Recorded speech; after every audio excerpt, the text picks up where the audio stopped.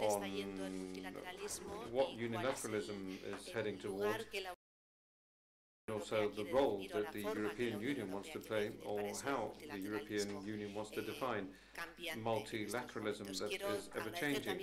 And before starting, I would like to thank the European Commission for the invitation to participate in this encounter, and many thanks to Nacho Torreblanca, who's accompanying us from the cyberspace, because he's coordinated everything and has brought us here.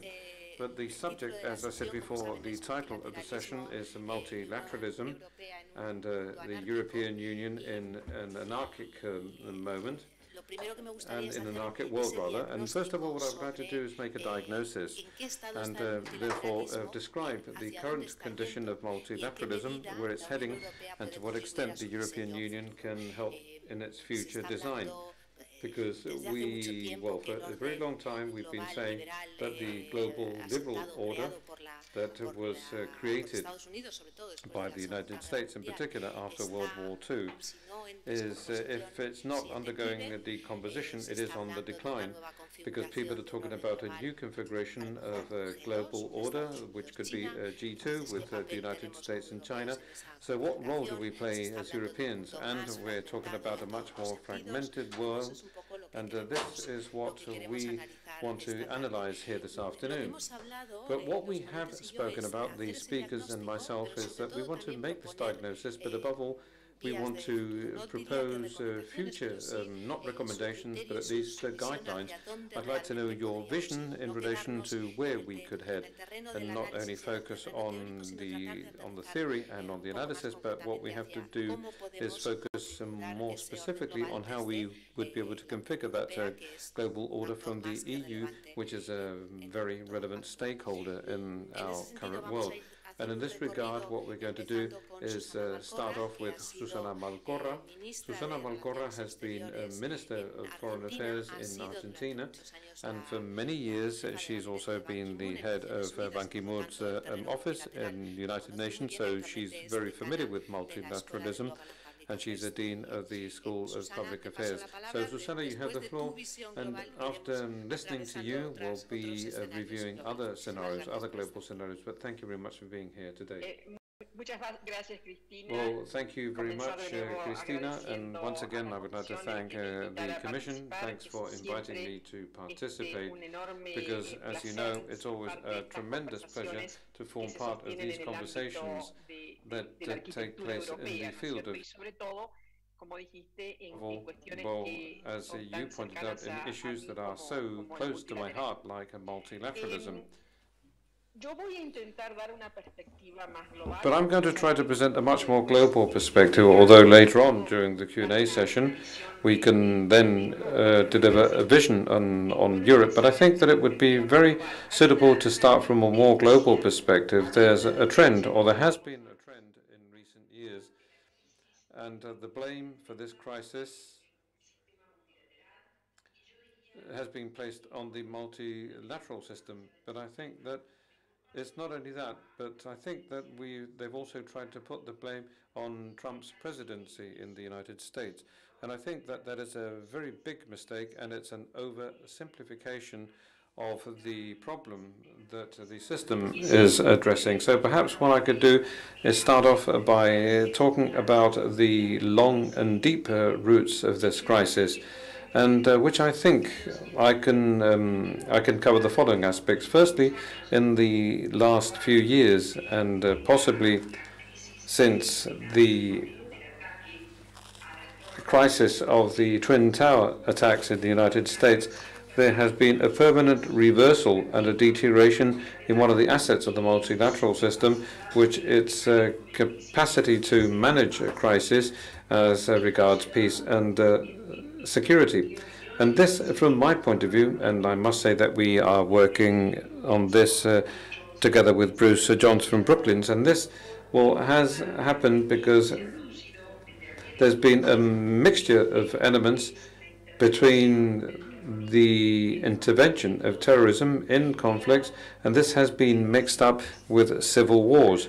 And this is something that we can see typically in the Middle East, well, not only in the Middle East, but fundamentally there, which means that neither the United Nations has enough tools to address or to adopt a response, and NATO doesn't really want to go beyond its specific territory to address these issues. So we have a reversal in the possibility of managing these crises in this sector, which is one of the major assets of the multilateral system. And this, for me, is the first element of the crisis. And the second element has to do with, well, reversing things on an international scale in relation to the citizens of our world according to the globalization process, because the globalization process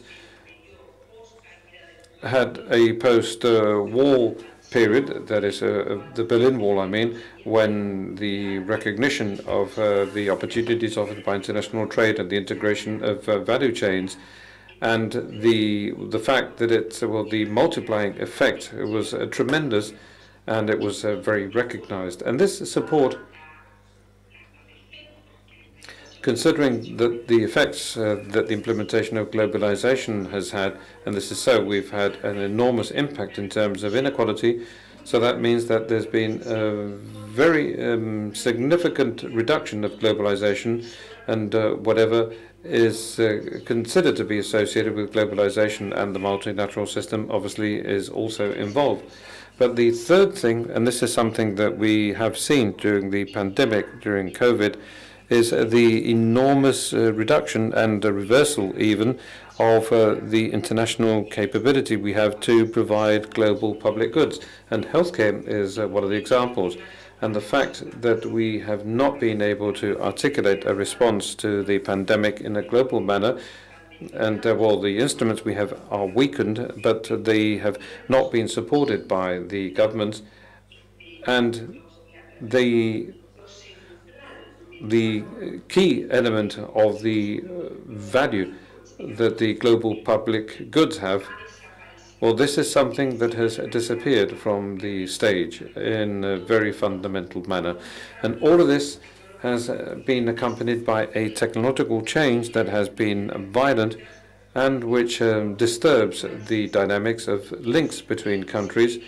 And that means that what we have is not only social and economic and political implications, but we also have implications with regard to the impact that technology has in relation to the new ways of confrontation and wars. And we can see that with the very big tension between the United States and China and Russia, because of the interferences that the United States is implementing thanks to this technology, and well, in the infrastructures of the United States and in other forms of attack. Well, all of this, of course, has a substrate of an enormous increase of geopolitical tensions, especially geopolitical tensions between the United States and China, that are reaching a level that, to date, well, we can say that they have a very serious potential of giving rise to military activities, which is one of the risks we haven't seen in the case of the large powers until, well, I'd say that that happened many, many years ago, many decades ago. But this geopolitical challenge, I think that in essence, it has three levels. On the one hand, well, it's a challenge that is affecting international peace and security. And nowadays, well, there's a clear notion of the fact that we could end up having a conflict between the major powers, and that is, there would be a direct challenge, and we have to find a way of containing this so that it doesn't make any further progress. And the second thing is that there's a temptation of implementing protectionist measures. And this is what has happened during the pandemic, and what it's done is stress, or rather give rise to a much more protectionist kind of approach. And in the short term, there's been a renationalization in many spaces of the technology that could make this link even more complex and these relationships more complex. So obviously this has been affected by COVID, And all of this has an impact,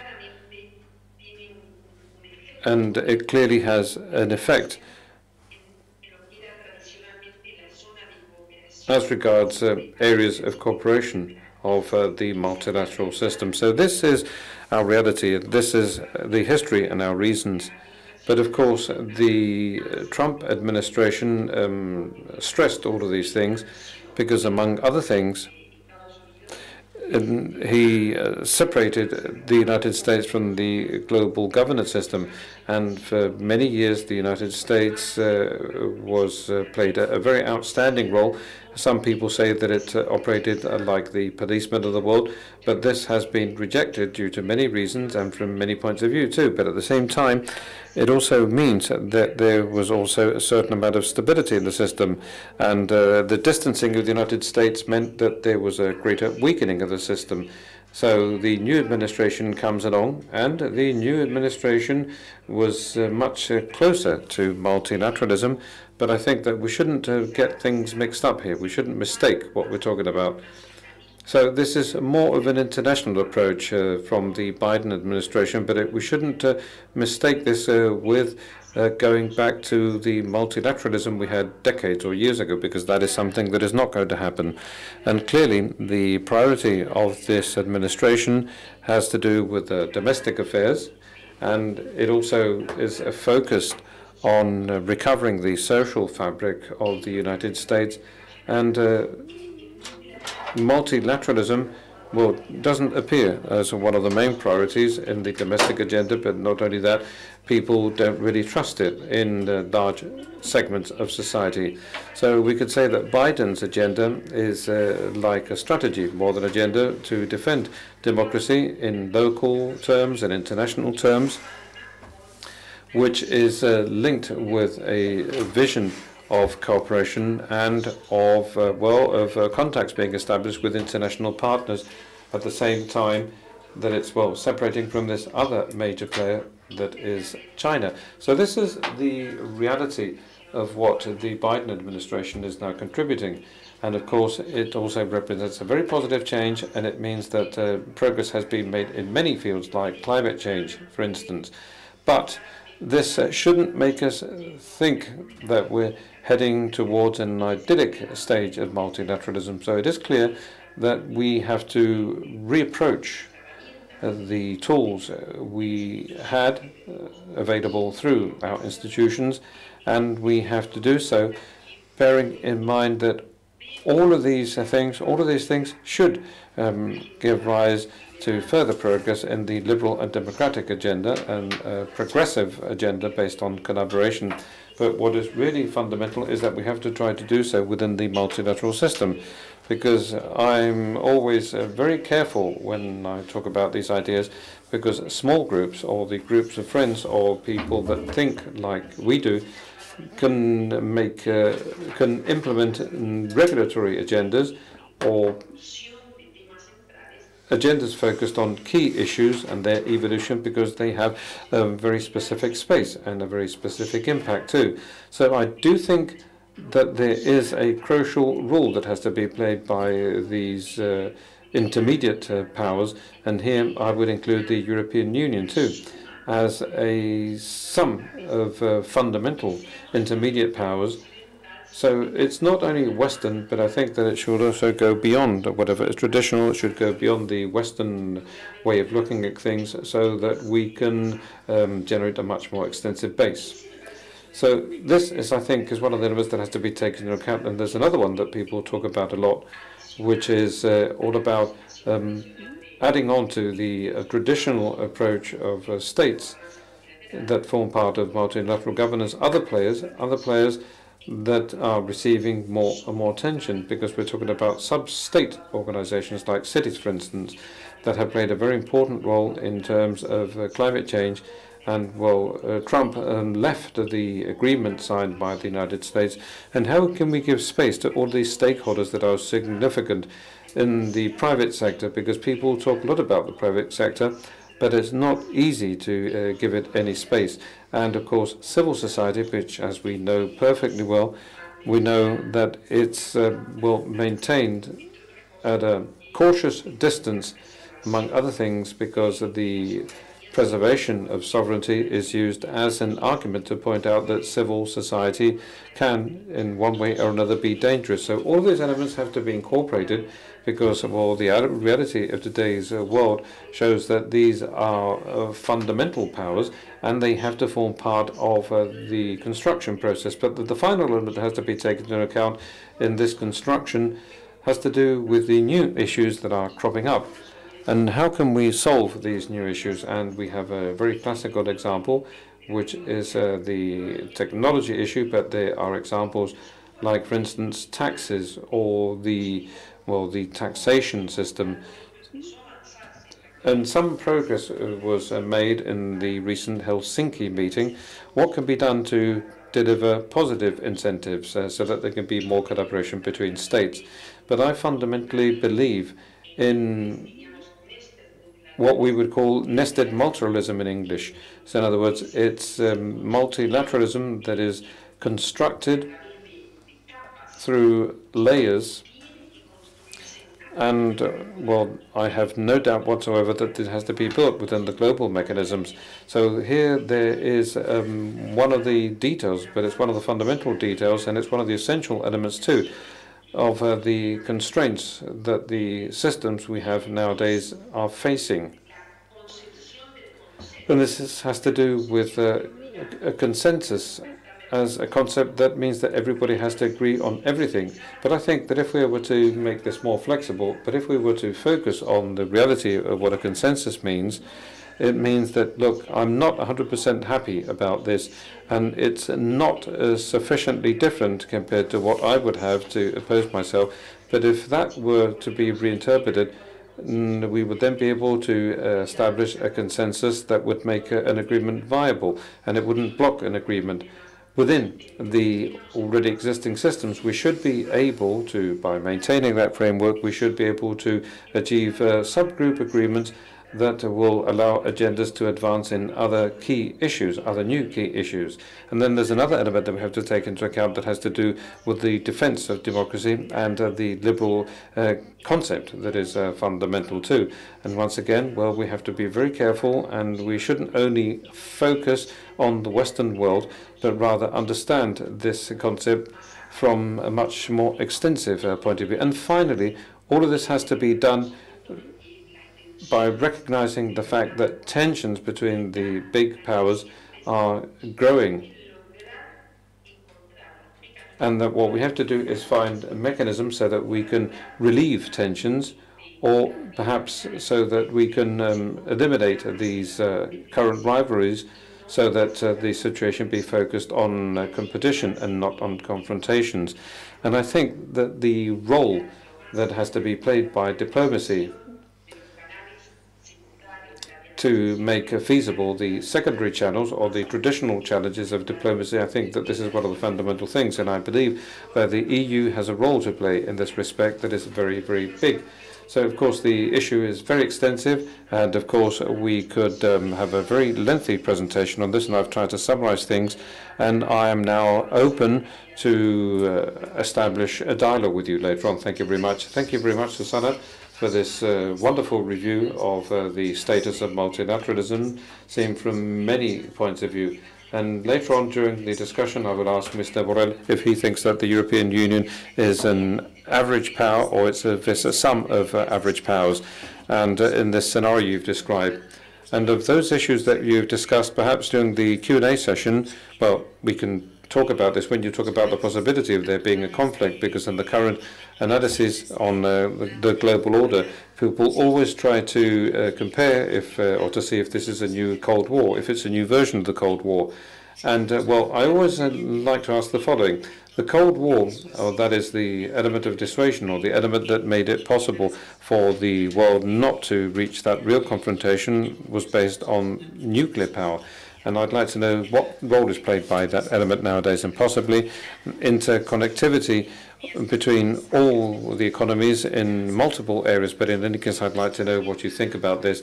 And you also made a mention, and you reviewed the status of globalization, which is another concept which in recent decades has been related to the development of the global liberal order. and its threats and its problems, like the growing level of protectionism. And this is something that Federico Steinberg knows a lot about. He's here with me. He's a senior researcher at the Real Instituto Turcano and a professor at the Autonomous University of Madrid, and I'm now going to give him the floor. Well, thank you very much indeed, and good afternoon, everybody. And once again, many thanks for the invitation. It's great to be able to be here in person once again. And well, in these 10 minutes that I was supposed to be speaking for, as well, it's going to be a quick summary. And well, this coincides with many of the things that have just been pointed out, because some of the issues look similar, although seen from a different angle. And I wanted to kick off by presenting three main ideas that have appeared in our international reality and in multilateralism. And I would like to underscore why change in dominant ideas is very important to see what kinds of policies are feasible or not at each point in time.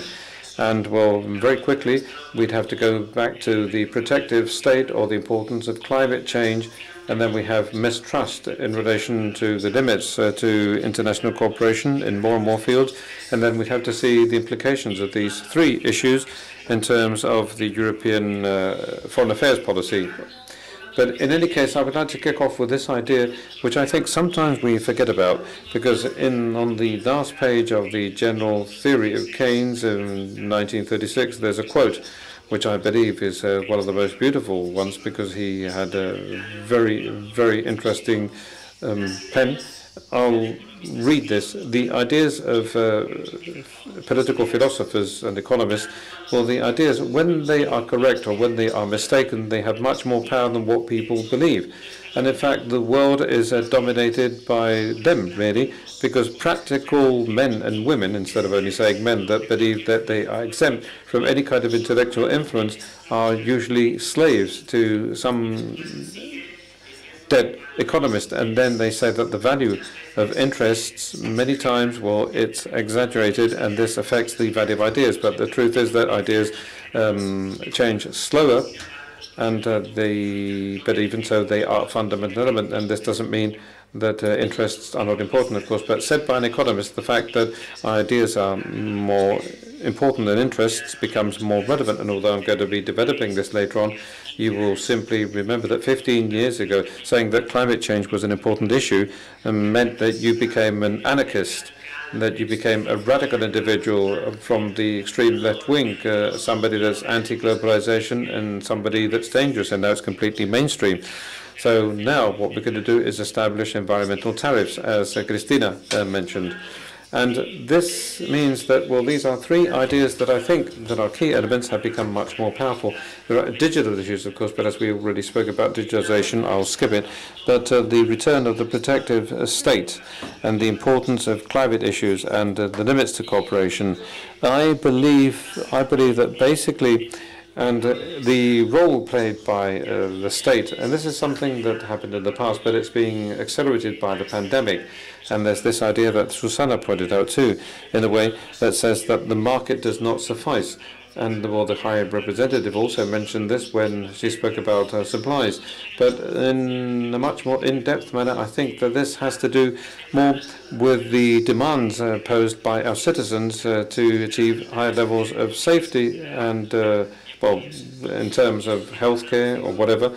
And this, I think, has to do with the social claims that have been filed, because in other words, people want to have bigger and stronger states, as Keynes said, for better or for worse. But in any case, I think that this is an important thing and that it's okay, but there's a very big debate on this. But if we move on to economic issues that I'm not going to dwell on, but this means that it's a new role for the taxation policy, and there's also a reinterpretation of what central banks are supposed to do, that for many years they were only concerned about inflation, but now we have other problems to deal with. And then, well, the other problem is that we have very asymmetrical capabilities in the different states.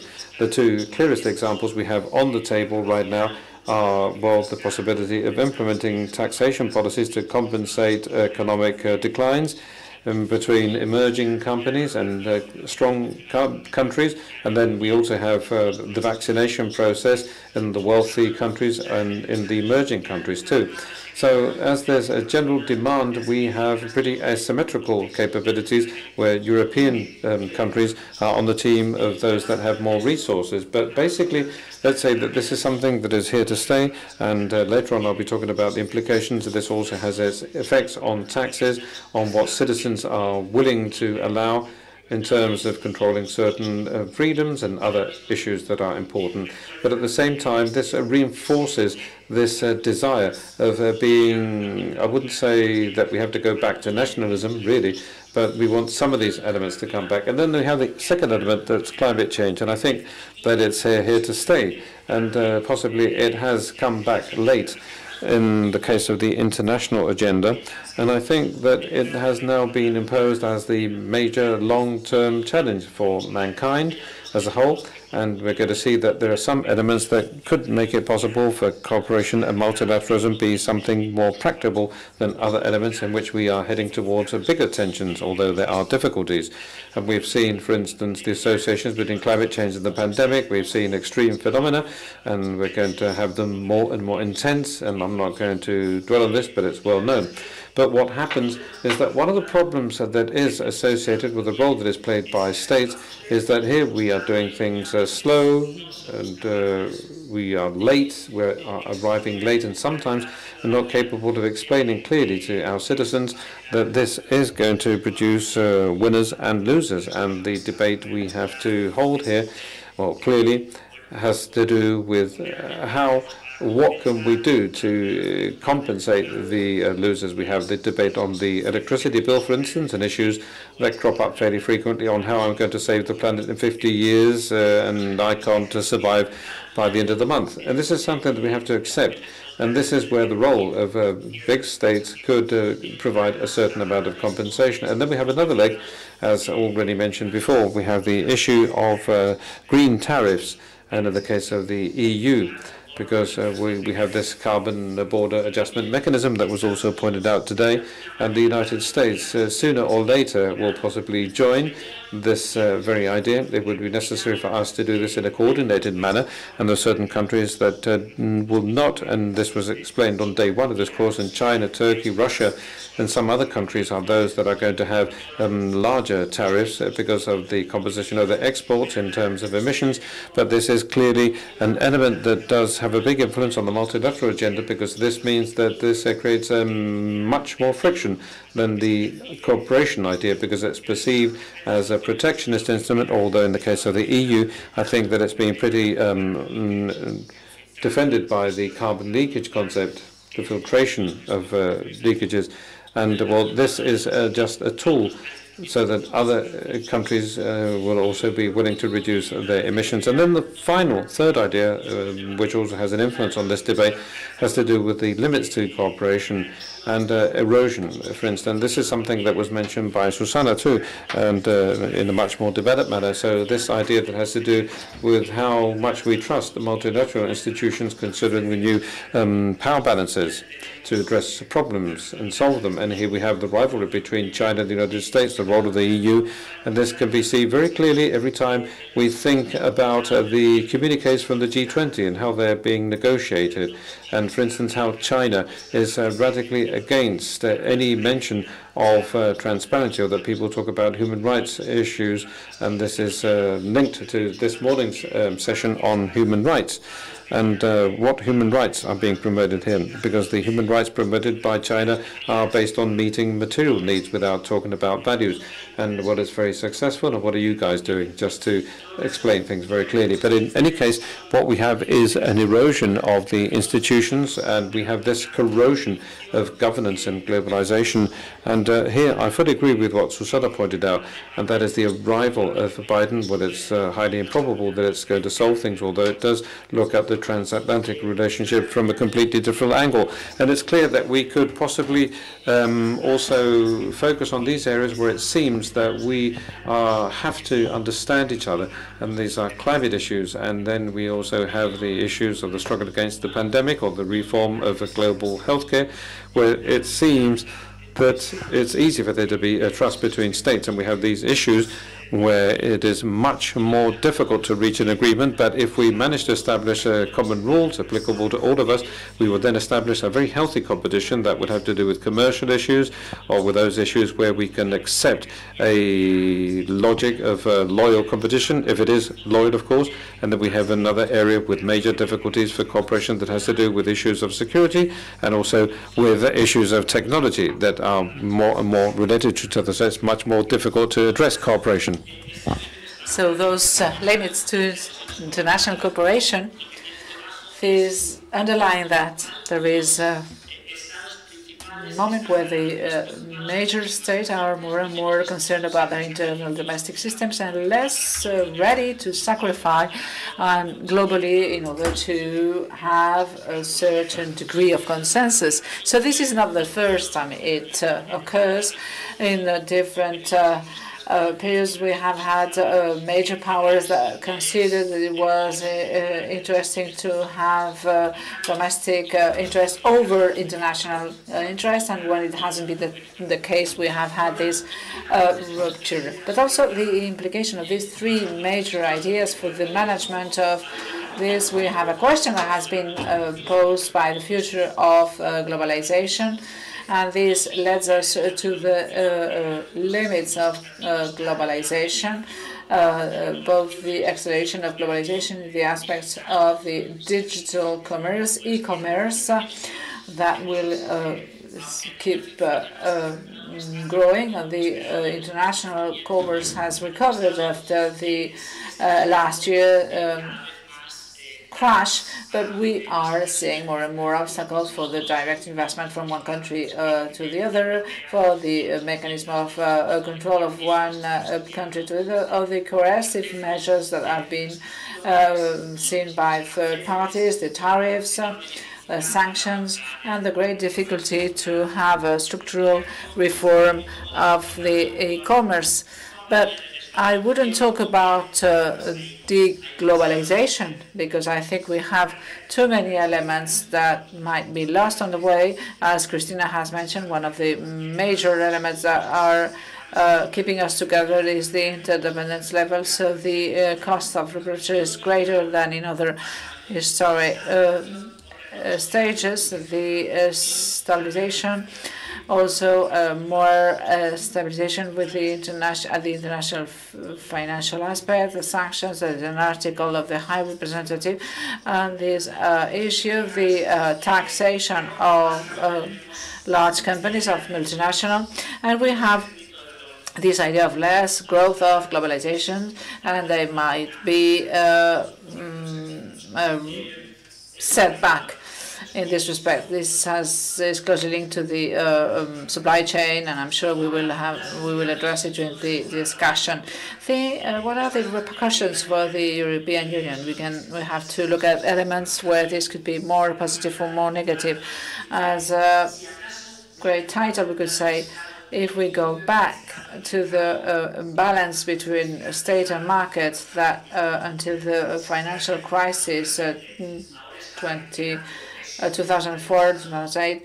Now the state is recovering its strength, and these policies are European, as always. So in many aspects, this could be positive. There's a change of ideology that is coming closer to the European model. As regards the climate change, we could be optimistic, and the European Union is working on that.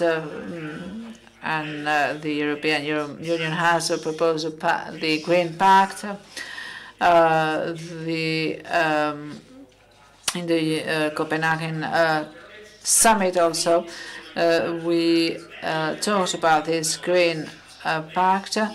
And the third element, which is the erosion of cooperation, we have mentioned that several times. It is quite negative that the companies, European companies, we feel better in the public international law, and less we are at ease in other contexts. And I think that the European Union has to wait and has to work for the better and be ready for the worse. But we also have to acknowledge the fact that if we do not have tensions, we feel at ease, as we have just mentioned this morning, when the European Union is weaker and when she cannot exert her influence or power when we're talking about the hard security matters. But if the economic interdependence leads us to situations that are not too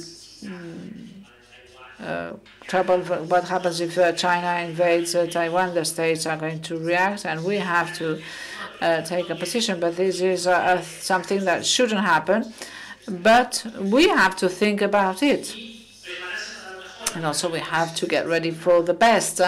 What does this mean? We have to reinforce our internal capacities, not to have those internal gaps that have been many times mentioned, and the weaknesses that are not enabling us to reach a certain degree of power, and the trade relationships that are more and more important, but without forgetting the preferential agreement, bilateral agreements. We are starting to negotiate with India.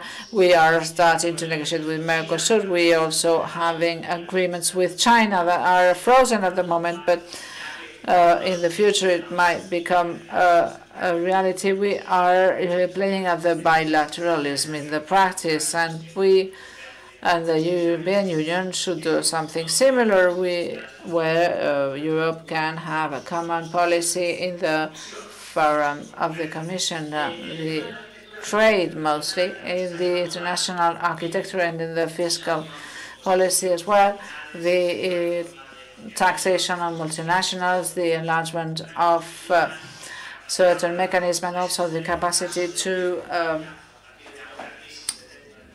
respond to debt crisis. It could be, it could happen in Latin America, for example, and also the reform of the WHO organization, and also to try and to keep an eye, just join what has been said by Susanna, middle and large power to be as a third power, which is not the states, not China. It is different, has a certain degree of autonomy, and therefore this possibility is not open. So I will leave it here. Thank you, Federico, because you have widened our field of analysis.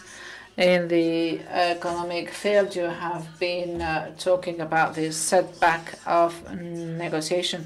It is not something new. It is not something that is here because of the pandemic. We have seen that we had a reduction of the goods in exchange, but there is an increase of service delivery.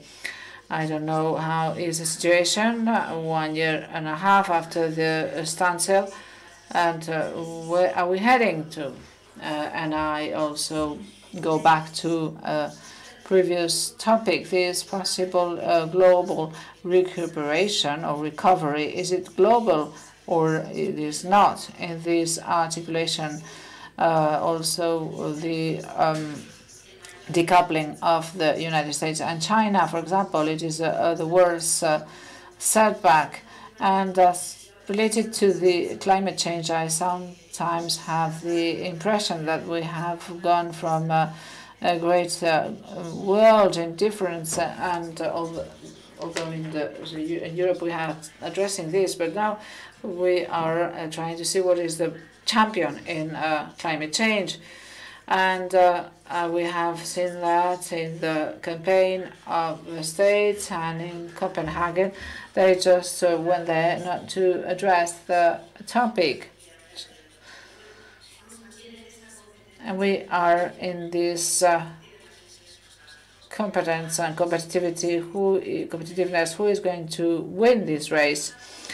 And I now will give the floor to Antonio López Istúriz. I guess he's with us. He's a member of the European Parliament. He's a member of Parliament for on behalf of the Popular Party, and he's going to give us a hint about the Europe's vision on this topic. Thank you very much. I can see myself on the screen. Great. I say hello to Cristina Manzano, and of course I say hello to Susana Malcorra, Federico Steinberg, and I would like to thank Josep Borrell and José Ignacio Torreblanca for this, for betting on this course. I don't quite agree with all the panelists. I'm not a politician currently, and I do not share the global progressist agenda, and I would be happy to talk about it in another sphere. Both issues are not issues that are based on ideologies. We are at a crucial moment, and Susana has mentioned the historic stages we have had during the human history, several revolutions, and the last one was the Industrial Revolution. And of course, I'm talking about world revolutions, and this Industrial Revolution led us to 2 world wars due to the bad implementation of the advantages of this revolution. And then afterwards, we had some positive responses of the negatives. There were socialism, nationalism, and populism. Of course, some of them were due response to the challenge for the workers that was represented by the Revolution Industrial, and also the fascism and other Nazism, the communism were wrong responses that generated these wars. And I just not want to put, my objective is not to put it simple. We are facing a new revolution, which is the digital revolution. Those who are turning their back on these revolutions are really going to fail. This revolution is bringing good things, but also bad things. So our duty as those who are holding these posts, as academicians and experts, we have to bring about the solutions that are demanding the citizens. They are sometimes looking for these solutions in the wrong areas, with the extremism and the rights and the populism that are very happy in this moment, and they are creating a certain number of inequalities. And at the beginning, mostly because they're not well challenged. That's what we are seeing with this digital revolution. We have to bring about the means for the revolution to be at the service of people, not against. And we perceive the feeling among people, individual, the greatest fear, and this great jump to these. To the void, and where are we going to finish? How I'm going to work? Is my work going to change? Is my life going to change? We have to bring about solutions. The European Union, for example, which is a multilateral body, I would like to give an answer to the question of Christina. It is a sum of wills of countries that during centuries were fighting one against the other, and a certain number of experts and thinkers who, after the Second World War, wanted to create, through trade, a future of social, diplomatic, and economic union among different members of the European Union. And together with this diversity, And little by little, our society are discovering that maybe united we will be stronger. It is sad that we won't have the same structure in Latin America, because a lot of problems will be solved. I have to meet with Finland citizens, Swedish, and to talk about the future of the European Union that has an impact also at global level. It is a pity not to have Latin American on board. They could have a same kind of union. And with these multilateral bodies, we have member countries that have great power. You might see that my second family name is White. As I've mentioned at the beginning, it is not a question of ideology.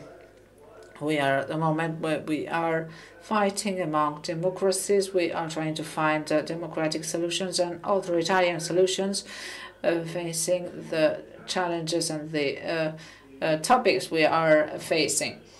A lot of these multilateral bodies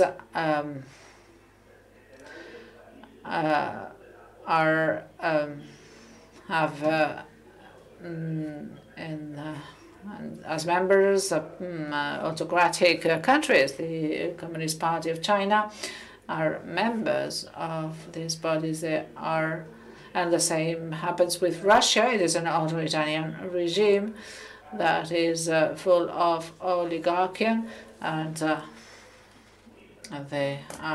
some think they are still communist, and this regime are having an impact on a lot of countries in the north of Europe and the north of this continent, as Belarus. They have a different idea of what should be the future of humanity. I am among the democracies, and I'm sure we all agree upon that, and we have to work hand in hand. It is not an easy job, an easy task. We I'm not going to use the term fair. We are sometimes obliged to do certain things. We are not so fully free. And one of the things I really like from Borrell, this defense of multilateralism, but with a certain number of rules as we like it. We all know that with Russia, China, Turkey, Cuba, Venezuela, we cannot play according to the same rules. I think Biden has understood it, and I think that the Biden administration is doing things rightly. They are just try, and we hope that very soon we will organize this forum of this global forum of democracies, and we see who is a member of the club and who is not.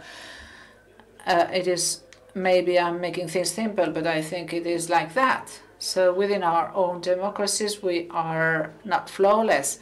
And we also have the enemy within our ranks, where we have populism and anti-liberal forces that want to attack our democracies. For example, the Russian repercussion in Europe, it has been a fact. It is a fact. The affair of Catalonia, for example, it has been very clear. It has happened also. We have had interferences in a lot of spheres in the. So we have to fight against interferences, and we have to create a democratic regime where we can work. You might have understand that this is not impossible. After the Twin Towers attack, the world changes. After the great joy of the Berlin Wall fall, but we have suffered a setback after the Twin Towers attack. As has said Susanna, terrorism has entailed a very bad influence on many countries, and issues like the security issues, as mentioned Federico, it is something that is having it's a great concern of a great majority of our citizens. It's safety in many senses, and we will have to define clearly what is our idea of security. In the case of the European Union, this is closely linked to the NATO. We have held the conference, the summit of the EU and NATO. I had the great pleasure to write the report of the European Parliament, and I have relied on the support of many friends and colleagues of the left parties. I am just saying that they are democratic, of course. To put it simple, they supported this report where we talked about this special relation of the European Union, the NATO, and the United States, and of course our own strategic independence, where our own autonomy, not independence, autonomy, a strategic autonomy which is compatible with all that. The great ambition of the European Union that has been created by the founders as a certain number of countries. They should be a model and a warranty for many outside of the borders. Many times in my talks, when I talk about the European Union in the throughout the world, not only in my country, but in other European countries, I insist on the fact that without this European Union, I think Spain would survive 9 minutes, Germany 40 minutes, Italy 11 minutes. We couldn't survive. It is a body that is under construction that has really achieve miracles. The European Central Bank with the euro 10, 20 years ago, if we compare it with the creation of the dollar or the North American Federal Reserve, it took much longer. We are really doing great, but we are in a democratic organization, and here the opinion of all of the members is equal. It is I know that sometimes it is a problem, and Josep Borrell are suffering of that in the decision-making moments, and this could be a matter of concern, but we are taken on board, and this decision is a global decision. I think that the European Union plays a fundamental role together with the United States, and of course, depending, and I have to say that according to the democratic rules, it could be easier to have this collaboration that could be a reality between the European Union and the United States, which is the greatest economic market worldwide. It could be a great advantage if this couple does well. And we put our principles and value on top, and we have to fight back the populism within and outside our house. It is quite difficult, but a lot of traditional politicians, we are still defending this idea despite the times we live. And this is what is happening with the priority of the news. We know what are the great news at the moment, creating a parallel world, and no one is going to read the content of the news, of the breaking news. I think we have a lot to do, and in my case, it is really nice to listen to the different contributions, and in order to get new solutions to avoid to fall in the same mistakes done in the past. As a war that ended a certain number of situations created by previous situations. If we work, if we do things right, we won't be applauded, but we will have the great satisfaction that the future is ensured not only for us, because sometimes it seems that we only think about us, but also we think about our voters and our followers. So it is with this spirit that we work, and really happy to be here and around this topic, which is very interesting. And I thank you very much for having invited me. Thank you, Antonio. I would like to insist on the concept of strategic autonomy. It is the most discussed concept that has emerged throughout the last years. You have also addressed the NATO and the relation between the EU and NATO. Of course, the strategic autonomy was created for the safety, and I always repeat the gram of paracetamol that was said by the High Representative. When we discovered that we did not manufacture paracetamol, we knew that was the strategy autonomy, the health sphere, etc. But I've really been struck by this but.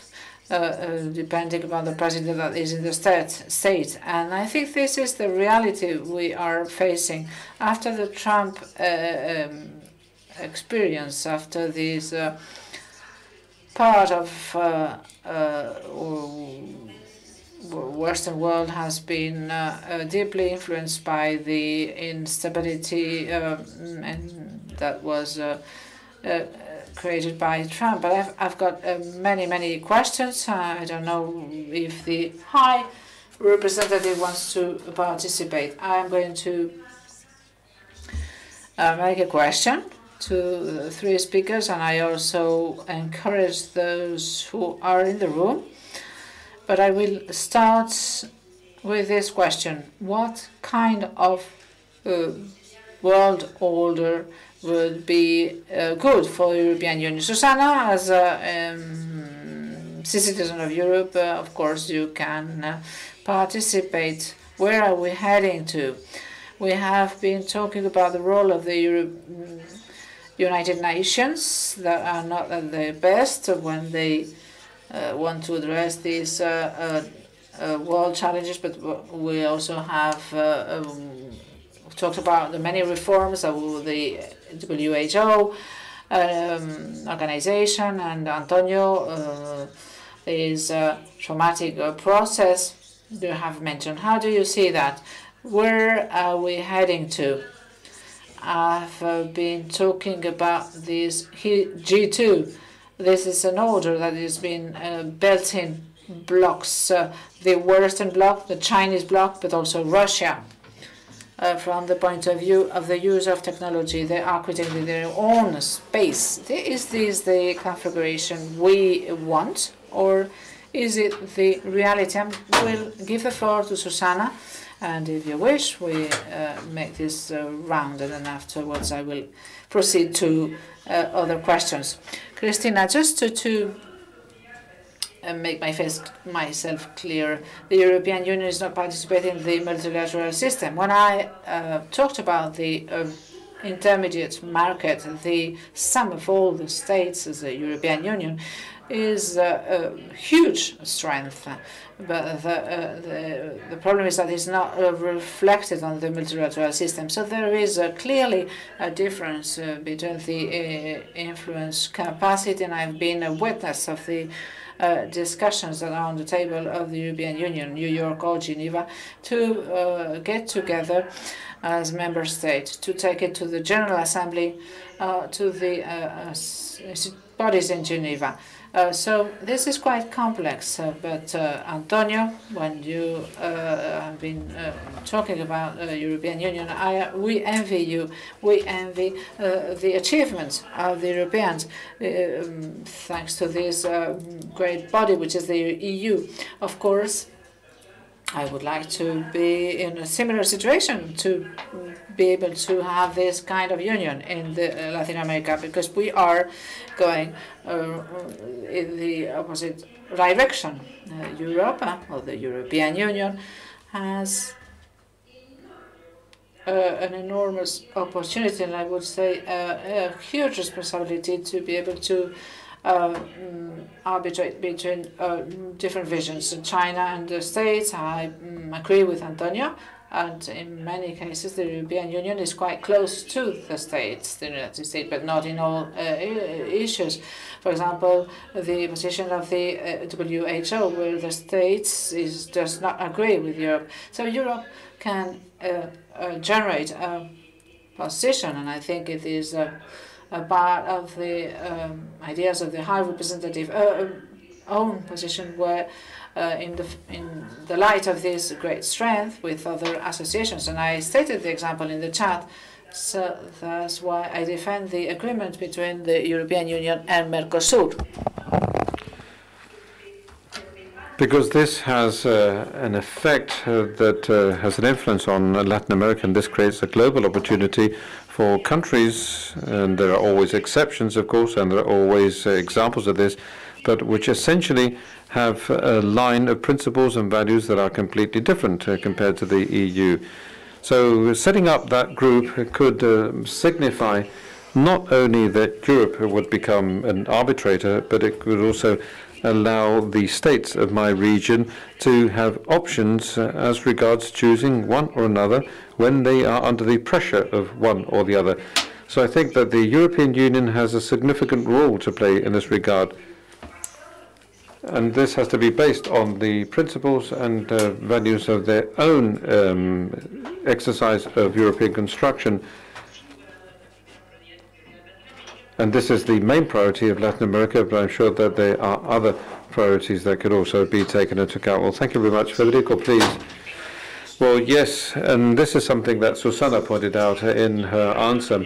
When there's a common policy like in the ITO, well, yes, we do have a policy of summing different positions. But I think that the key element, well, in relation to your question, I think that the European Union is fundamentally interested. It wants, well, both these basic elements that justified its construction was to overcome imperialism and nationalism, and we don't want those things to come back now, because right now we are facing a risk, because we could have a return of empires that will produce economic, technological and security ecosystems around the United States and around China too. In which case, and as I said previously, if we refer to security issues, well, the European Union would be in the American ecosystem. But if we were to set aside the security crisis, because economic interdependence is possible, I think that we would have to aspire to, as Susana pointed out, not only to be an arbitrator, because we're not going to get anything done by playing the role of an arbitrator, but rather have an autonomous position that is sufficiently interesting, and so that a number of countries in the world that agree with the European position, so that they can bring back multilateralism. And the Latin American countries have been mentioned, but we could also include Canada, Japan, Australia, South Korea, and many others, so that we can put a stop to what is happening more and more frequently, which is the most dangerous thing, and that is that the countries stop using the multilateral approach whenever they have a conflict. And in the case of the commercial war in the United States, that was very clear. And also in some of the ways in which the Biden administration has sought to overcome some of the commercial disputes. There are still some remaining with Europe, but it's not done necessarily through the International Trade Organization. So it has to be a multilateral system in which, and if necessary, and the European Union, I think, that is more than willing. And this, I think, has to do with my initial comment on the role played by the state. I'm not sure whether you understood me correctly, because I'm talking about the defense of democracy and the fact that we have dictatorships and liberal regimes in other places, and this is an ideological debate. And, well, another thing is that we stand where we stand, of course. But in this refounding of the rules, there's something that we have to take on board, and that is that China exists, that it has a specific GDP and technological capability, and it's the political regime that they have. And if we don't like it, it's not our problem, but it's theirs. So if there is a possibility, we should manage to rewrite rules in the game so that both economic systems can be compatible. And perhaps for that, what we would have to do is become a little more Chinese, so that the Chinese become more Western. But we'd have to discuss this. It was difficult to negotiate aids for agricultural subsidies, and it was a tremendous mess, but we managed to do so. And well, we've also dealt with issues of intellectual property, but in any case, I think that if we can set aside the security issue aside, which I don't know, well, this is an issue in which the European Union can get things done. But this is something that we have to recognize too. We have to recognize that this world with lots of trade and lots of interdependence is something that European countries, well, it has provided them with lots of benefits. And another issue has to do with the distribution of these benefits. So this is why global taxes, whether they be green or in relation to multinationals, could allow you to rebalance things and obtain more public income to close these fractures that produce populism in European countries and in other countries too. But let's say on the basis of not losing the prosperity that has been generated by this interdependence of this trade with rules, because perhaps if otherwise we would reduce our quality of living and we would make it much more complex to carry out a digital and green transformation. Well, thank you very much, Federico. But in this role of arbitrator, referee, I'm not sure, but I use a survey as a reference from the Council for External Relations, where the European citizens say that if there were a major conflict between the United States and China, they don't want to participate. Even though we are a Western bloc, we want to maintain our own position. And, well, apart from technological confrontations that I believe are very representative, but we're too big to build a very big Switzerland. Antonio, sorry, you have the floor. As a Frenchman would say, we are touché, and you're completely right. Because without a doubt, this is the dream of the High Representative. I don't want to speak on his behalf, but I'm sure that we will agree that Europe with only one voice would be able to speak at these bodies. And then we have the Mercosur issue that was very pertinent too.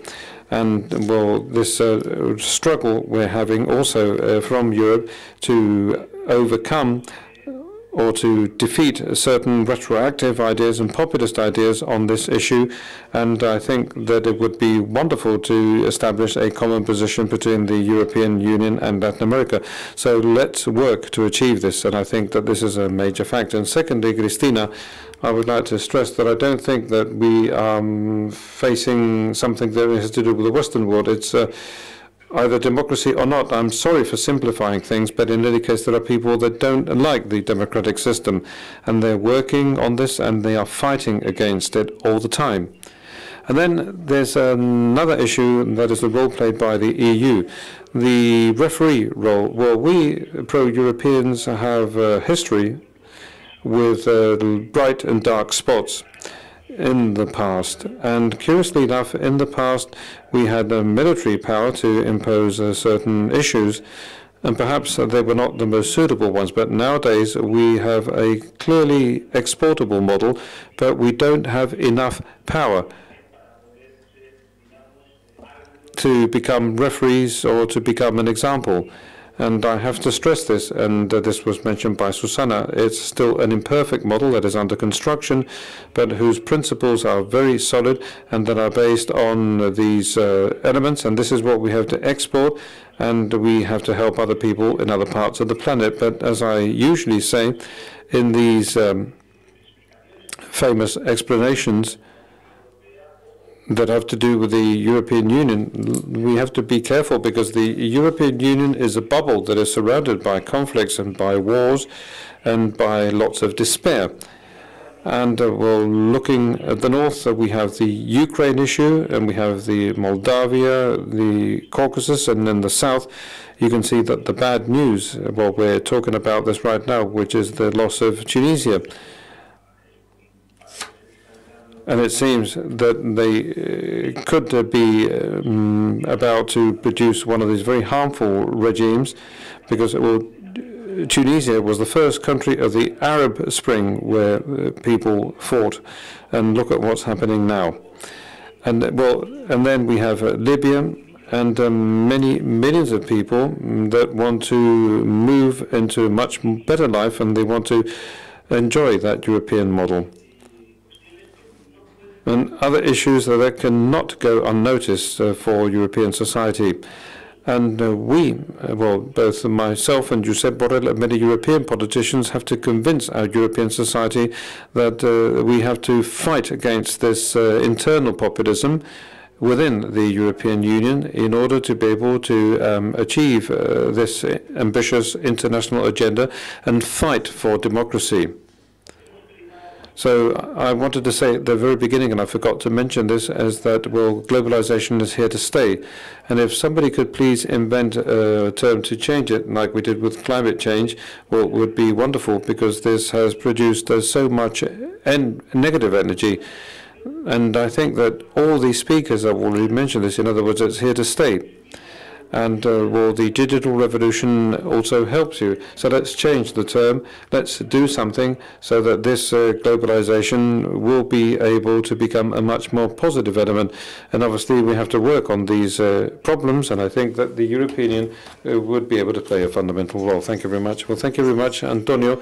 We were supposed to have Jerry Sachs connected, but he's not connected. So if you want, let's continue now with the conversation.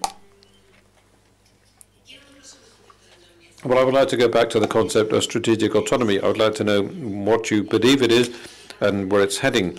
And this is also linked to an idea of a stronger European sovereignty, the Europe of power that was mentioned before. In other words, Europe is the biggest global power, or soft power, but to play another role. And here we've had conceptual debates, but we've also had debates on capacities. So shall we start off with you then? So what is going to happen in the future? Well, after looking into this, the Commission's documents state things fairly clearly. And it's something like, I don't know, like acting in consensus with others whenever it is possible to do so, and being able to do so autonomously whenever that is necessary. So I think that this is a definition of a consensus. And this basically requires tools. In other words, in the case of certain elements of the international agenda, we have, we can operate autonomously, and in other cases, much less so. In security, military and defense, less so. Well, if we believe what was mentioned yesterday, where we have lots of things in regulations, but then we could also compare ourselves with the concept of monetary autonomy. So the euro, the currency, was created due to many reasons, but according to the French point of view, it was created in order to stop suffering from the unexpected variations of the North American monetary policy, because we were too small with our own little currencies. Although now it's true that the euro has a much more capability to become autonomous vis-à-vis the uses and abuses of an erratic monetary policy that is produced by the dollar, by a global reserve currency, where there are domestic interests involved. So at least this was the case in the 60s, 70s, 80s, and 90s. So it could be a way of looking at things. So being able to not being forced to do things that we don't want to do because there's no other option, because we don't have enough autonomy. And if we talk about energy and trade and security and ecology, this has different ramifications. And the European Union is lacking tools. And one of them, of course, is having a unanimous approach to foreign affairs policy. But anyway, we've already spoken about that. Antonio, how do you see things at Parliament? So how are you addressing this from the European Parliament perspective? Well, I cannot say very much in relation to this fantastic definition. We see it in exactly the same manner. And strategic autonomy is, what the European Union is trying to do after the Trump phenomena. We established our own conclusions. The transatlantic relationship clearly suffered during those 4 years. And I myself I'm a person that is very connected to North American politics, and for 4 years there was no such thing. There was no connection, and it's happened to many of us. And I think that, well, this doesn't only affect the European Union, but also many other countries too. So once this stage is over, the European Union woke up and it's created its term of strategic autonomy that is here to stay, and which obviously responds to the autonomy that the European Union can implement in its decision-making when the time comes to building that agenda, that democratic agenda that is multilateral with norms and rules, which I think would be the most suitable future. And, well, I've found it somewhat difficult. Well, Federico, I found that it's been very difficult to convince the Americans and NATO on my report, because people obviously are somewhat reluctant, logically. But in any case, I clearly believe that the European Union should establish this framework, and, well, we should see what's going to happen over the next few months and years. And I suppose that the High Representative will be able to specify better than me, will be able to describe how this concept is going to evolve within the European institutions. And one final reference, Federico was talking about tools. Okay, well, I think that we have to find a very healthy balance, because multilateralism requires the creation of institutions, because the reform of the current instruments, well, as occurs in the European Union that is undergoing a constant reform, others have to do this too, like the United Nations and the International Trade Organization, or the WHO, as we've seen as we saw last year. These are necessary reforms. And as I say, what we have to do is set up institutions that are evolving constantly, that meet the demands posed by our citizens. And, well, we have to set up institutions between the states and the EU to coordinate this transatlantic relationship, but not too many things either, because we know that our societies don't react well whenever too many institutions are set up. So let's establish a healthy balance so that we can achieve a much better coordination between the democratic world and this unequal fight. Let's build bridges and tools, or whatever you want to call them, and institutions that safeguard all these issues, but not too many either, because then we'd have doubts in our own societies if there were too many. Okay, thank you very much, Susanna. If you would allow me to, I would like to ask you a question that has been sent in by somebody who's online. And, well, I would like to remind you people in the room that if you want to ask questions, just raise your hand and I will give you the floor. So the question is from Luque Uribe Echeverria, and he says, we are facing the danger of China wanting to legitimate its system to establish the rules for a new international order. And this question has to do with something that we mentioned before, and that is the idea of human rights, which is different. One thought that human rights were universal by definition, but in China they are considering another kind of approach. And, well, to do so, they are basing themselves on their results. And they've just celebrated the centenary of the Chinese Communist Party, with the beautiful figure of 800 million people outside of poverty. They've also eliminated extreme poverty and rural poverty, so the results are there to be seen by all. So what do you think about this, Susanna?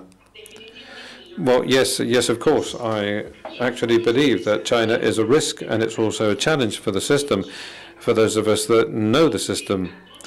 And, well, Antonio spoke about this from the point of view of democracy versus authoritarianism, and it's true. But the problem we have, I think that Biden has focused his attention on this when he said that democracy delivers. So, in other words, democracy does produce results. But the problem is that nowadays our democracy is, well, it's at a level that is undergoing constant scrutiny, and I'm not going to talk about the social media nor about technologies applied to the permanent strategies or scrutiny of policies and politicians. And this means that decisions are not necessarily taken that, from a strategic perspective, are much more convenient for the future of a country. and also so that citizens can generate a positive impact on their lives. And this is where the secret lies. And this is what China is using to say that, yes, it is true, because we have a different model. And in any case, I've been told in China, when I spoke to Chinese people, that they are in advanced stage of democracy, because through the surveillance system they have for their own people, they know what people want even before people vote for that. And this is an extreme description, but this goes to show that they have found a niche in which they say, we have managed to meet the needs of our people, and the figures are very clear about that. And then after that, they deliver a restricted definition of what human rights are all about, fundamentally based on economic rights. And of course, they are much more in line with the results that have been achieved by them. Although reality shows that our democracies are not doing enough as regards delivering results for the citizens. And this is a problem that we have to be capable of addressing and sorting out. And I can see Jeffrey Sachs is now connected, so I'll stop here because Jeffrey has just connected. Well, yes, we have Professor Sachs connected. He's the director of the Center for Sustainable Development at the University of Columbia. Professor Sachs, welcome. The floor is yours.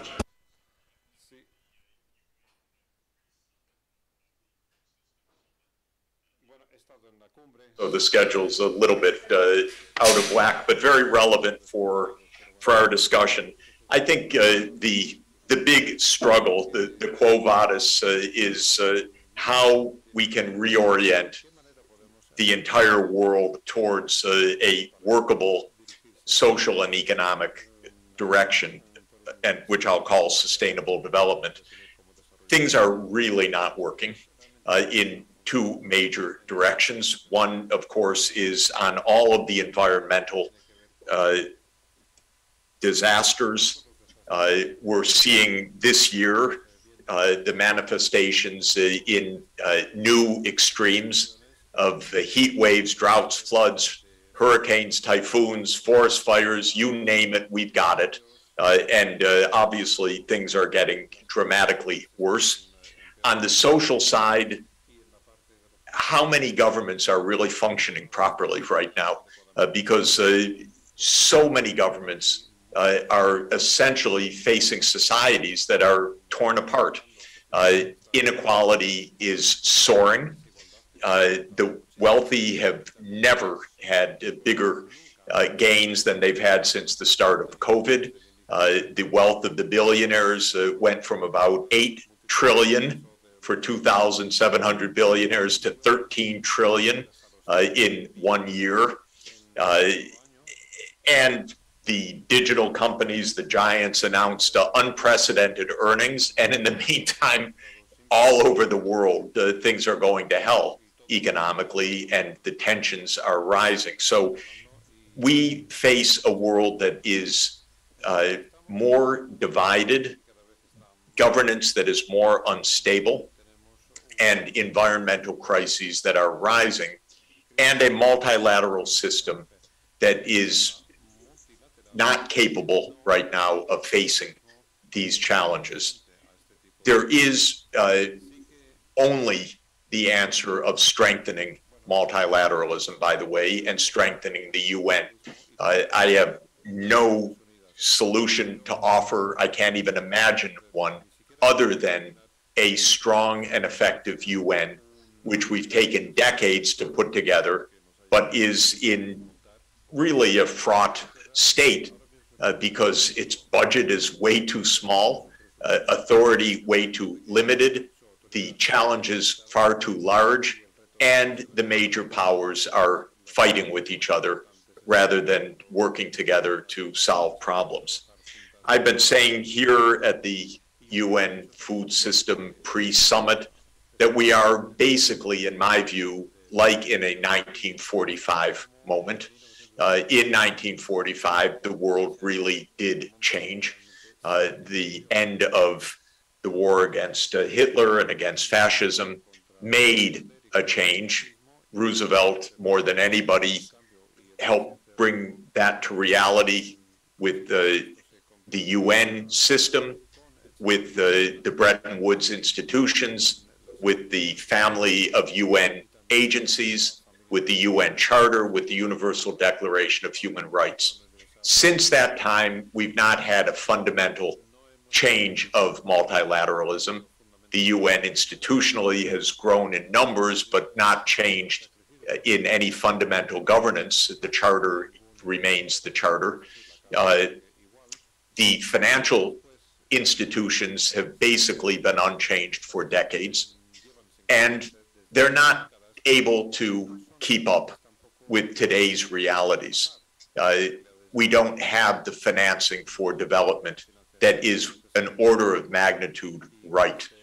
The whole multilateral development banking system funds net lending, gross lending, let me say, actually, of about 100 billion a year, 50 billion through the World Bank family, 50 billion through the regional development banks. This is about 1/10 of what's really needed right now, even less than 1/10 of what's really needed to help make green, digital, inclusive societies of the future. So I believe that we're in a 1945 moment, which is to say, between the failings on sustainable development, the massive inequalities, the COVID opening up the eyes more clearly than ever to how profoundly divided this world is in every way, in technology, in access, in funding. We need, if we can, we need to say this is the time for changing global direction. What do I mean by that? Fundamentally, I mean a new financial arrangement that would make available low-cost finance to the developing world, at least an incremental $1 trillion a year, heavily through development banking. There are other mechanisms that can be used as well, but we need to put money behind the words, money behind the Paris Climate Agreement, money behind the 17 Sustainable Development Goals, money behind what we're talking about here in Rome right now, which is that 3 billion people can't afford a healthy diet. It's rather distressing and shocking that nearly half the world literally cannot afford a daily diet that is healthful. And 1 billion people are in acute caloric protein insufficiency. And there's no response right now to any of this. We can't even mobilize the $100 billion per year that was promised all the way back in 2009 by Hillary Clinton in the Copenhagen COP15. And we're still short 12 years later of what's a pretty measly sum. Yesterday, the IMF released its update on the state of the world economy. And it's really worth reading the blog of the chief economist, because there's a graph in there which shows that for the billion people in the advanced economies, those countries have raised about $17 trillion of COVID finance. For the 5 billion people in the emerging economies, it's been about $4.5 trillion. And for the 2 billion people in the low-income developing countries, it's been about $1.5 trillion. So we've seen the rich countries borrow at zero interest. They are in economic recovery right now, although whether Delta variant really undermines that or not remains to be seen. But they pumped in $17 trillion since the start of COVID, whereas poor countries basically can't move. And so my plea is that we recognize all of this, add up the pieces of SDGs that are not being achieved, Paris Agreement that is not being achieved, a pandemic that is not being controlled, and say we are in our own moment where we need a step change in direction. One suggestion is that if we put the money through development finance, for example, paid in capital to the World Bank,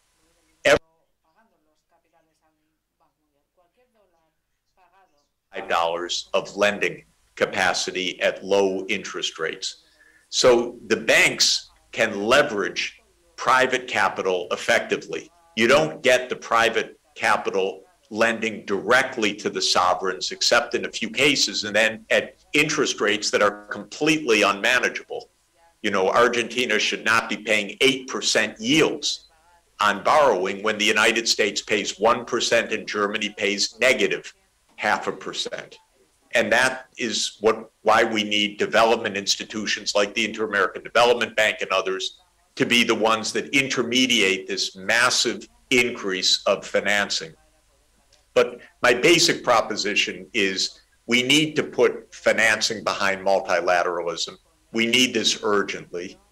One, I think there are two missions for Europe specifically in this. Europe, of course, is the region of the world that takes to heart the Sustainable Development Agenda more than any other region of the world. It ranks at the top of the list of the SDGs. The European Green Deal is the single best program in the entire world on this. And Europe, therefore, is already role model that's crucial. And that role model is having a big effect, I want to emphasize, because I see governments all over the world saying, oh, European Green Deal, we better have our own Green Deal. And Europe's, by the way, call for border taxation is great and absolutely should be followed through, because with border carbon taxes, it wakes up the eyes of those who are skeptics in the world and say, we can't afford to wait. But the other thing that Europe should do, in my opinion, is say to its ostensible friend and ally across the Atlantic, the United States, stop your war on China. This is absurd at this moment when we need cooperation more than anything, when we need finance more than anything, for you to start a new Cold War with China. And the United States is, I know it, it's my country. We are a deeply neurotic country, really unsettled right now. China is, China's our obsession for the moment. Some people think it will unify the United States in our new Sputnik moment. Some people think that we really need to have a war with China, cold or hot, because we have a lot of crazy people in the United States. Some people think that we have to protect ourselves against the right wing, who never has enough controversy in the world to keep them happy. But the fact of the matter is, US public policy is anti-China and creating global uncertainty, multiplying all of this uncertainty at the very moment when we need to be saying decade of investment, massive scale up of funding for green and digital and for social services and for getting girls in school and getting vaccines to people. And so I would love for Europe to advise its sibling across the Atlantic, cool it, keep this tension down, speak civilly, be polite, cooperate with China, let's get sustainable development done. And my final thought is that I'd just like to add is, can we use the G20 process to build the new financial model? Because we don't have an architecture for a new Bretton Woods conference. And if we ever went to a new Bretton Woods conference, we'd never get out of it again. We're not going to have 193 countries at a financial conference that will ever yield a result in our generation. But the G20 is actually a workable venue that can then bring results to the UN system. and that can get the full UN legitimacy in the end, but can actually work through a practical approach for a massive mobilization of new financing for green and digital recovery from COVID. And we have a terrific lead of the G20 right now with Mario Draghi in Italy. We'll have Indonesia next year. I think that this is a practical venue where we could actually get something really done in terms of real numbers in financing that put the money behind the multilateral system. So those are just a few quick reflections. Let me end by just giving you my sense of the meeting here in Rome, which is setting up this UN Food System Summit. The ideas are terrific. There's nothing to argue about. How to invest in sustainable agriculture, how to help people have healthier diets, how to feed people, how to give social protection. It's all fine. In fact, there's no argument technically, but there's no finance behind it. And so nothing's going to happen by having another declaration unless we're serious about moving resources behind the words. And I fear for the multilateral system for two reasons. One, my crazy country, which I hope we can make less crazy by some good advice from outside. And second, because we don't put our money behind our goals. And if we do that, we can actually achieve what we have set out to do, and that is sustainable development. So thank you for the chance to just give a few quick thoughts in the deliberations. Thank you very much, Professor Sachs. We are running out of time. I have a very quick question for you, and also I want to invite Susana, Federico, and Antonio to jump in if they want. And thank you for giving also specific recommendations on your after your views.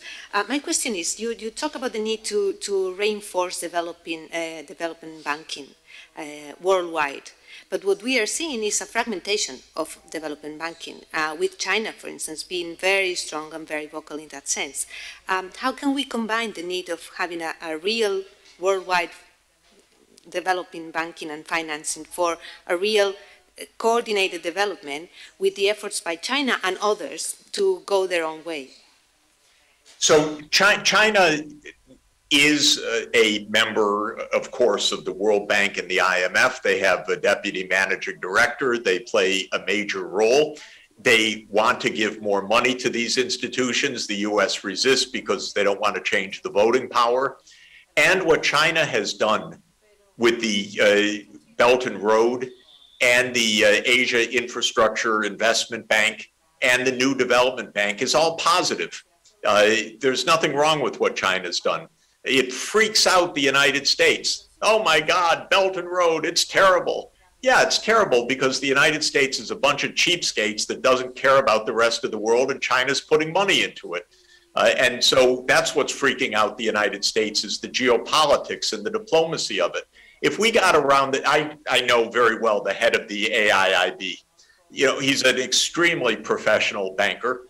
He has modeled the AIIB after the best practices of the multilateral development banks. He himself was vice president of the Asian Development Bank, and I worked closely with him for many, many years. China wants to cooperate. We're the ones that say, oh my God, it's terrible. We need our own policy because Belt and Road is so awful. We haven't said a nice word about Belt and Road for 7 years, but the Belt and Road idea is actually a good idea.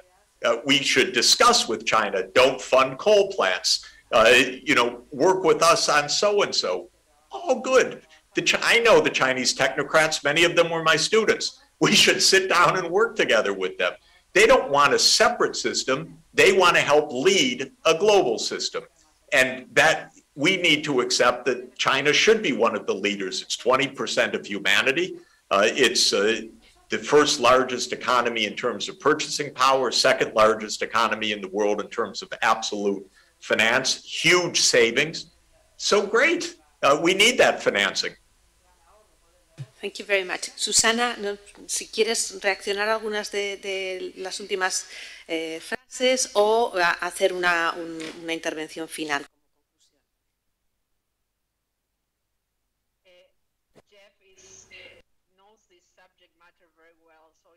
Come after him and after you, Jeff. I think that it is clear that we have here, and we were talking about that when Jeff came on board, that we have two views of the world from the US and China. That is absolutely the case, and I will argue probably the US and Europe associated in many ways. The tricky part, and here is where I think I agree with Jeff, is how to find a common ground, because it's undeniable. Eventually make. I mean, alienating China will not change the approach they have. Bringing them closer may be of help. And just to remind, going back to financing, in 2015, we were very successful with the Agenda 2030, with the climate agreement, but we failed in Addis Ababa on financing for development. We were unable to secure the minimum threshold to support the agenda. And then here we came and we said, well, the private sector will take care of this. That was the way out. It is more complicated than that. It is absolutely necessary to think about the financing instruments, and also to accept that if the private sector is going to be part of this, we also need to secure a space in the multilateral system for the private sector to really have a serious seat. So everything goes together, including our perspective from the West, that the private sector should play a role, but it's not a miracle. We have to make it happen. Muchas gracias, Federico. Sí, muy brevemente, reforzar esta idea, que además yo creo que Jeffrey Sachs la ha expresado muy bien con esa posición crítica con Estados Unidos viniendo de un estadounidense. El auge de China es inevitable. Is unavoidable. The rise of China is unavoidable, and the United States cannot avoid it. That's for sure. And the European Union can work with that, because it's not a hegemonic power. So what we can do is that the rise of China, I don't know whether the most pessimists in the States say we have to hold back China because they will impose a system, and others say no, China wants to be recognized as a respectful power, and as it has been until the Industrial Revolution, when they want to cover everything. But it is possible to coexist, and the great challenge of Europe is to collaborate for this coexistence to be a reality, because it is good for the world, but also it is good for the European Union, as we have mentioned. Another issue, another topic is how will be achieved. This will be achieved, of course. Thank you, Antonio. I think I don't quite agree with the topic on China, but to finish, we have analyze the great topics, the social inequality, the crisis, environmental crisis, and I will talk about two issues. We need solutions and leadership to progress. That's what we have to find in those debates. It is an urgent issue. As a politician, I need this kind of debates and discussions. I find them really interesting, but I think we need these solutions, and we also need a political leadership that is currently non-existing. We have been mentioning the mistakes made. Of course, we do an analysis, but we have to look to the future. Jeffrey.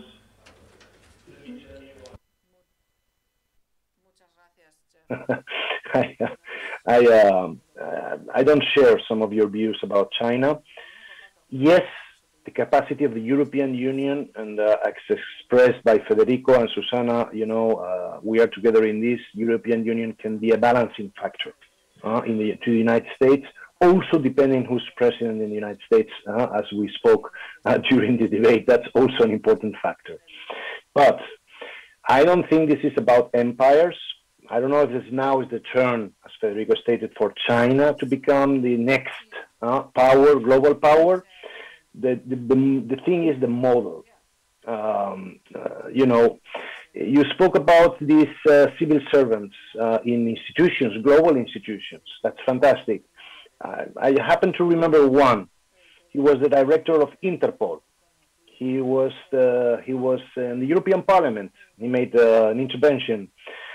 Nowhere to be seen again because he went to China and disappeared.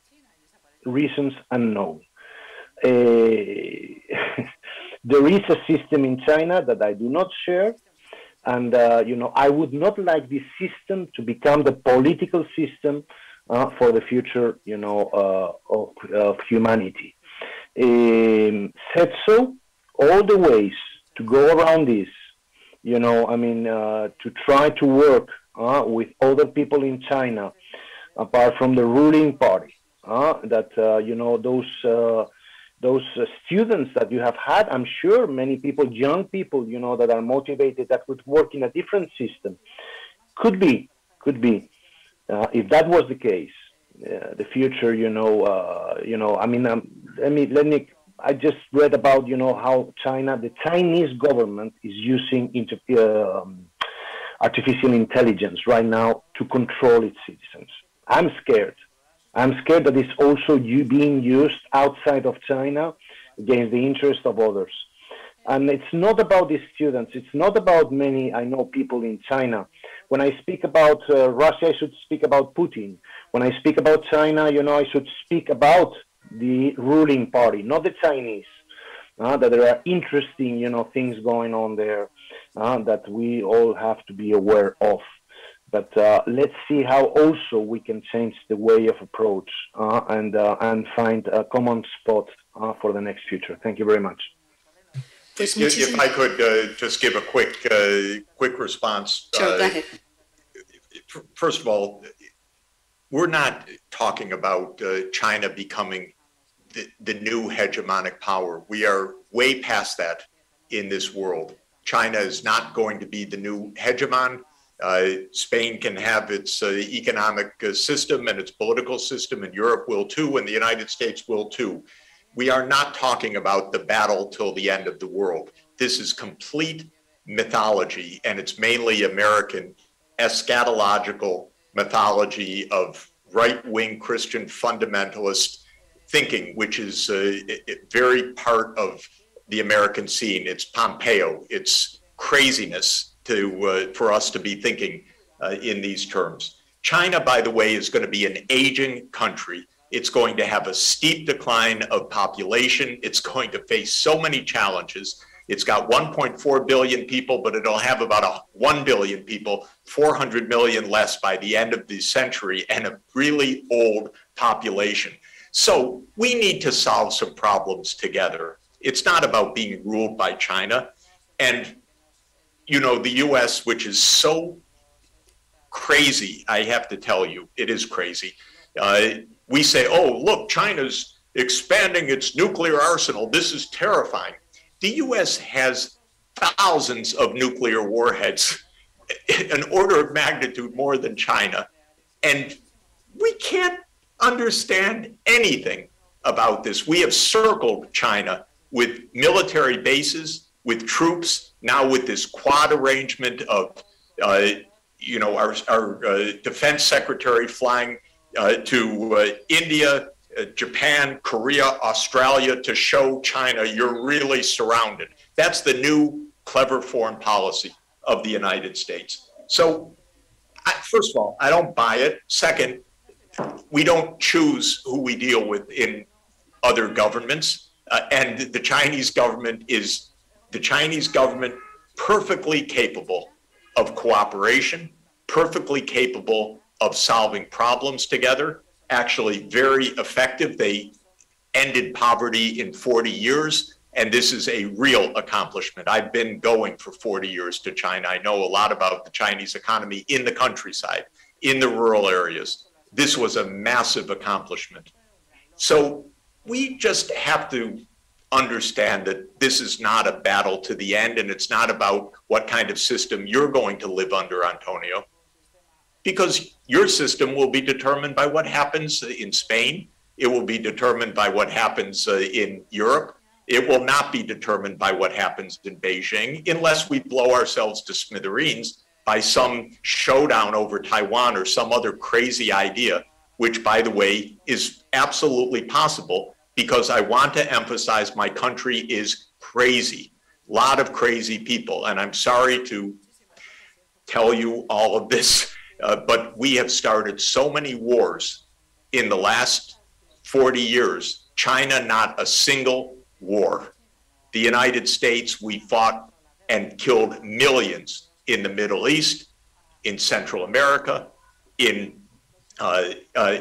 Southeast Asia, because we have this idea of hegemony, which is really a dangerous idea in a world where people don't want a hegemon over them. So all I could say is, let's just try harder to get along. And when a new US administration comes in, it shouldn't start the first 6 months insulting China every time they open their mouth. There hasn't been one nice word about China. From the first moment, it was first a lie about genocide in Xinjiang. There's no genocide in Xinjiang. There are human rights violations, but genocide, no way. That's absurd. And even if it were true, investigate it. Don't make charges without any evidence. So in any event, I hope we can get along, because we really need to get along, and we actually could get along. And when I was speaking about my students, let me just emphasize they are very senior officials in China, not in extra, outside agencies. They're nice people. They were nice students. I've known them all along. They continue to be nice people. That's not a geopolitical argument, I admit, but it is a human reflection that we're trying to demonize a whole society where we could actually have a lot of cooperation. Thank you very much. This is a very telling story. It has happened to me several times in the last years that we start speaking about multilateralism and the European Union, and we end up talking about China, which is how the world is. Muchas gracias a los cuatro. Ha sido una conversación fascinante. Espero que la audiencia haya disfrutado tanto como yo, y los emplazo a la siguiente sesión del curso, que será mañana por la mañana. Muchísimas gracias. Thank you very much.